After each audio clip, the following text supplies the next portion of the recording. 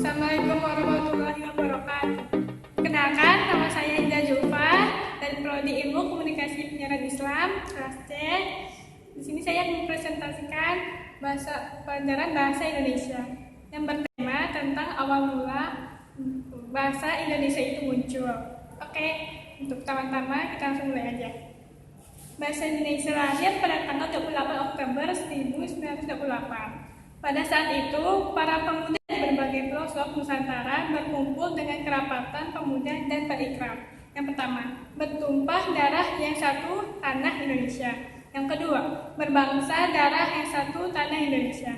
Yang ketiga, berbangsa yang satu bangsa Indonesia. Dan yang terakhir, menjunjung bahasa persatuan bahasa Indonesia. Ikrar para pemuda ini dikenal dengan nama Sumpah Pemuda. Ikrar yang ketiga merupakan tekad bahwa merupakan bahasa persatuan bangsa Indonesia. Pada waktu itulah bahasa Indonesia dikukuhkan kedudukannya sebagai bahasa nasional. Bahasa Indonesia berasal dari bahasa Melayu. Bahasa ini tumbuh dan berkembang dari bahasa Melayu yang zaman dulu sudah dipakai sebagai bahasa perhubungan dan perdagangan.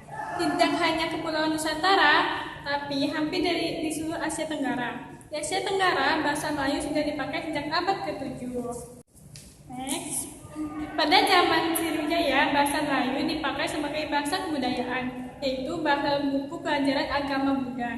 Bahasa Melayu juga dipakai sebagai bahasa perhubungan antar suku di Nusantara dan sebagai bahasa perdagangan.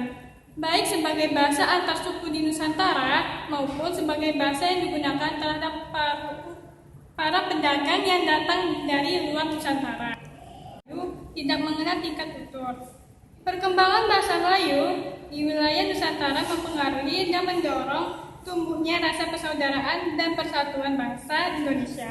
Komunikasi antar kumpulan yang bangkit pada saat itu menggunakan bahasa Melayu.